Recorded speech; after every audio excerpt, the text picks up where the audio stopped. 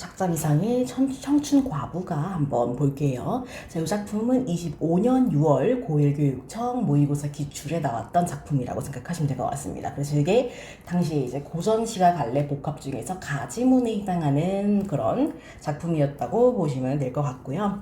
자, 그래서 제목에서 알 수 있다시피 청춘의 과부가 된 사람, 즉 어린 나이에 남편을 잃은, 그래서 과부가 된 여성의 노래라고 생각을 하시면 될 것 같습니다.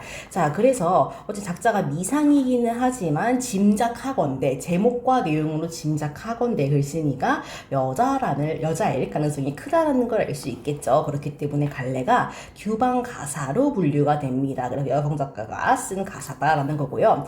자, 우리가 가사라고 하면은 기본적으로 알아야 하는 게, 가사는 운문적 형식의 산문적인 내용을 더한 갈래다라는 걸 꼭 알고 넘어가셔야 됩니다.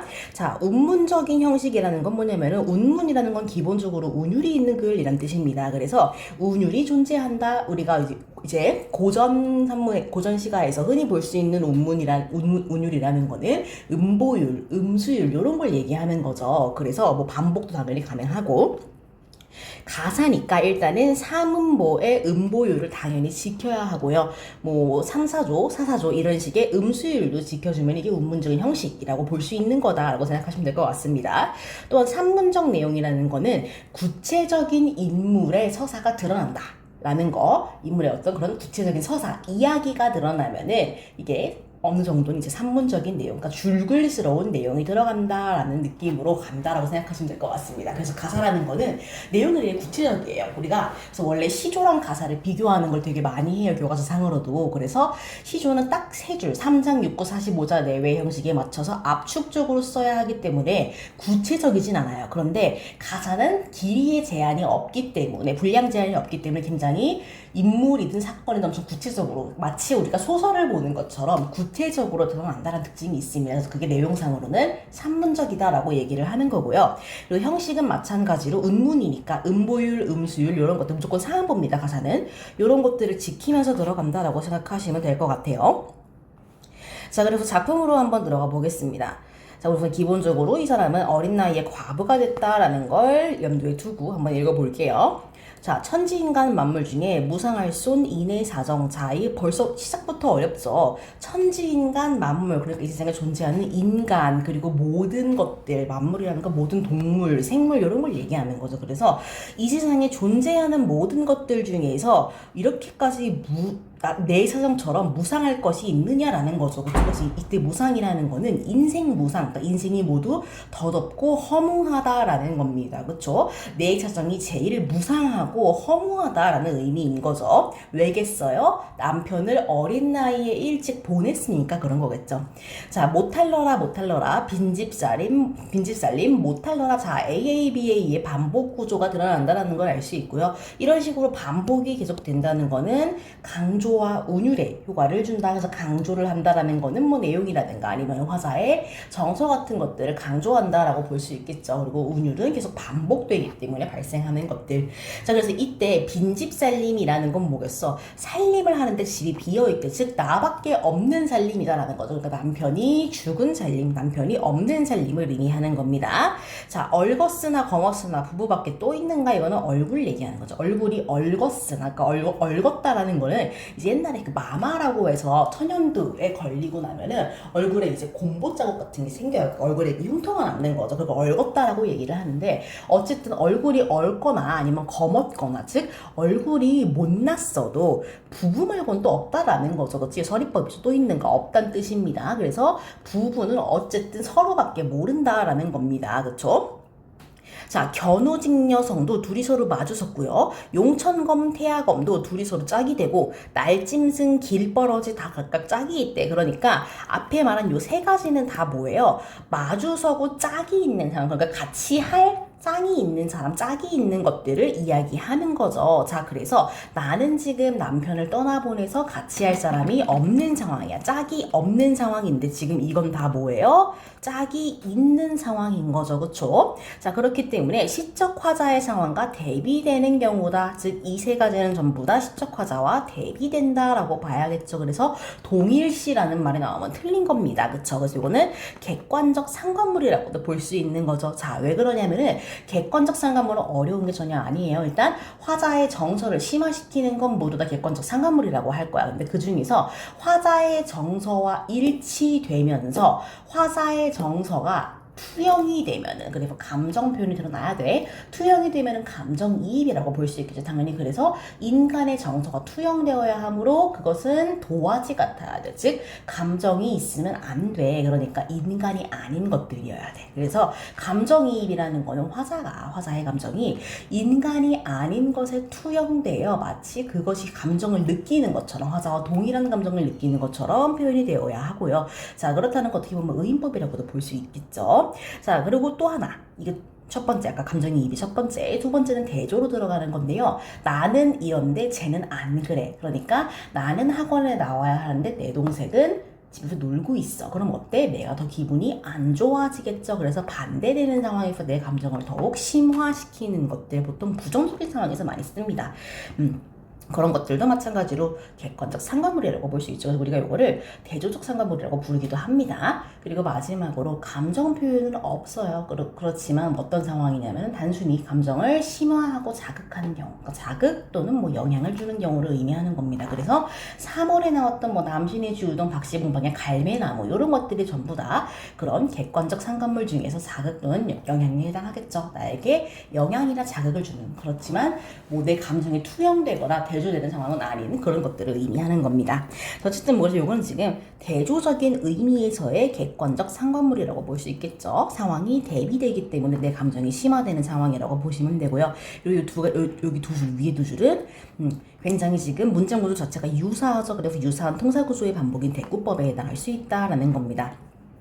자, 그 다음 전생, 차생, 전생, 이전생, 차생, 그 다음 생에서 차기작할 때 차입니다. 무슨 죄로 우리 둘이 부부가 되었는가? 그래서 되어서 검은 머리가 백발이 되고 희던 몸이 황금이 됐대. 그러니까 뭐야, 이거는 노화를 얘기하는 거야. 세월의 흐름이죠. 근데 문장 구조가 유사해. 뭐가 되고 뭐가 된다. 그러니까 주어 보어 되다의 구조니까 어쨌든 유사한 문장 구조, 통사 구조의 반복, 즉 대꾸법이 사용된 문장으로 볼 수 있겠죠. 자, 그래서 우리가 자손이 많고 영화를 누리며 100년 내로 살고 싶었대. 그러니까 우리가 부부가 됐으니까 어때? 나이가 들고 검은 머리가 백발이 되고 몸이 황금이 될 때까지, 즉 세월이 흘러서 노화가 올 때까지 뭐 한다? 자손도 많이 낳고 영화를 누리면서, 부귀 영화를 누리면서 100년 동안 행복하게 살고자 했다라는 거죠. 이건 소망이죠. 그래서 여기가 지금 화자의 소망에 드러나는 부분인 겁니다.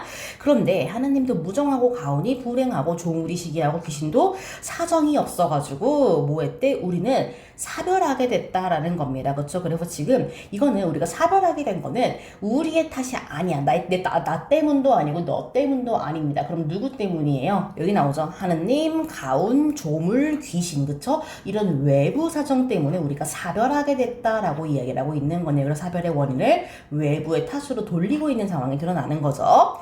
자, 그래서 말 잘하고 인물 좋고 활 잘 쏘고 키 훨씬 큰, 이게 누구예요? 우리 남편이야. 남편이 어때? 말도 잘하고 그리고 활도 잘 쓰고 그리고 키도 크고 인물도 좋아. 그러니까 남편은 재능도 많고 잘생긴 사람이었던 거야. 심지어 다정하고 내가 사랑하는 사람이야. 다정한 우리 난군, 사랑하던 우리 난군.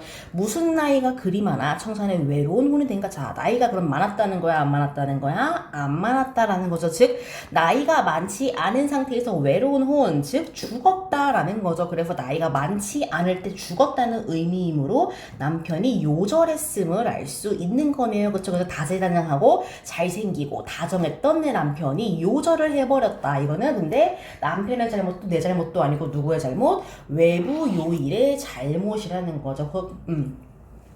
자, 그래서 우리는 삼색연분이 아니런가 사주팔자가 그러한가 이건 뭐예요? 삼색연분이라는 건 부부는 원래 삼생의 연임이 있다 그래. 그 전생, 현생, 내생인 거죠. 과거에도 현재에도 미래에도 부부였다는 거야. 자, 사주팔자가 그러한가 사주팔자라는 건 뭐예요? 운명을 얘기하는 거잖아요. 그쵸? 이미 부부되었으면은 죽지 말고 살았거나 그리 죽자 할 작시면 만나지나 말았거나 이거 대구법이죠. 자, 우리가 부부가 되었다면은 차라리 죽지 말지. 그리고 차라리 죽을 거면은 우리가 부부가 되지나 말지. 그런 거죠. 부질없는 인의 심사 어느 누가 위로하리 위로할 수 있는 사람이 없다라는 겁니다. 지금 내 마음은 너무 부질없고 부질없다라는 건 뭐야? 허망하고 의미 없다라는 거죠. 그래서 맨 처음에 나왔던 인생 무상과 연결되는 부분이다. 무상할 쏜 인의 사정 이 부분이랑 비슷한 거죠. 자, 어쨌든 그래서 심해로다 바다같이 깊은 수심 그러니까 뭐야 반복 들어갔고 심회라는 건 뭐냐면은 마음 심자서 마음속에 느껴지는 느낌을 얘기하는 겁니다. 마음속에 감정인 거죠. 근데 내 마음속의 느낌이 어때? 바다처럼 깊대요. 뭐가? 수심이. 그러니까 수심이 깊다라는 건 보통 매우 슬프고 절망적이다라는 걸 얘기하는 거죠. 그래서 내 슬픔과 절망이 매우 깊다라는 걸 얘기하는 거네. 태산같이 높은 심회. 그러니까 태산 또 심회가 어때? 태산처럼 높대. 내 슬픔과 절망이 너무 많이 쌓여있다라는 겁니다. 자, 상사로다. 그러니까 상사는 뭐예요? 상사병 할 때 상사야. 서로를 생각한다. 서로를 그리워한다라는 겁니다. 그래서 전부 다 반복이 굉장히 많이 쓰였습니다. 그쵸? 반복이 많이 쓰였다는 건 뭐예요? 당연히 운율도 가능하고 강조도 할 수 있다. 그래서 의미 또는 여기서 화자의 정서, 슬픈 정서, 절망적인 정서를 매우 강조하고 있다라고도 볼 수 있겠죠. 자, 상사하던 우리 난군 어이 그리모든가 내가 그리워하고 서로 그리워하고 생각하던 보고 싶은 우리 난군이 어이 그리 못 오는가 병들어 누워 인간사가 끊어졌으니 못 오는가 그러니까 이유를 막 찾아보려고 하는 거야. 그래서 인간사가 끊어졌다는 건 뭐예요? 인간으로서의 그런 사정이 끊겼다. 즉 이 사람은 이제 죽은 사람이니까 인간과 또 인간이 아닌 것들, 인간사가 끊어진 사람, 즉 이승과 저승의 단절을 얘기하는 거죠. 자, 약수 삼천리가 둘러져 있어 보니까 약수는 뭐예요? 이승과 저승의 경계를 나누는 그 물을 얘기하는 거잖아, 그쵸? 그래서 약수가 삼천리가 둘러져 있어가지고 못 오네. 그러니까 네가 나에게 오기 위해서 건너야 하는 게 뭐야? 삼천리짜리의 약수야. 자, 삼천리는 한반도가 삼천리죠. 무궁화 삼천리 화려광산, 그쵸? 그래서 그만큼의 거리감을 얘기하는 겁니다. 근데 이거는 물리적 거리라고 보기는 조금 어려울 수 있어요. 그래서 단순히 이제 이거는 단절의 정도, 임과 나 사이의 단절감을 심화시켜서 표현하는 그런 표현이다. 그래서 심리적인 거리감 또는 단절의 정도를 의미하는 표현이다라고도 보시면 괜찮을 것 같습니다. 자, 만리장성이 가려서 못 오는가? 만리장성은 뭐야? 중국에 있는 만리짜리 장성이죠. 자, 만리라는 건 삼천리보다 훨씬 더 긴 거니까. 그러니까 너와 나 사이에 그런 단절감, 거리감을 이런 식으로 표현을 하고 있다라는 거죠. 자, 동쪽 창에 돋은 달이 서쪽 창으로 지거든 오시려나. 그러니까 달이 동에서 서로 지면 오겠냐. 병풍에 그린 황계가 새벽쯤에 날새라고 꽂고 울거든 오겠냐라는 거죠. 그러니까 잘 생각해봐 얘들아. 뭐 동쪽에서 돋은 달이 서쪽 창으로 진다. 이게 원래 해는 동에서 뜨고 서로 지잖아요. 조금 다른 반대란 말이야. 그치? 그러니까 이거는 말이 안 되는 상황인 거야. 그리고 또 뭐야? 그림으로 그려진 황색 개가 새벽쯤에 날새라고 울면 그림 속에 있는 닭이 울 수 있어요? 없어요? 없죠. 그치? 자, 그 다음 금강산 상상봉이 평지되어 물밀어 배 둥둥 뜨거든. 금강산에서 높은 봉이 평지가 돼서 바닷물이 밀려 배가 뜰 정도 된 그 금강산이 다 잠겨야 되는 상황인 거야. 그치?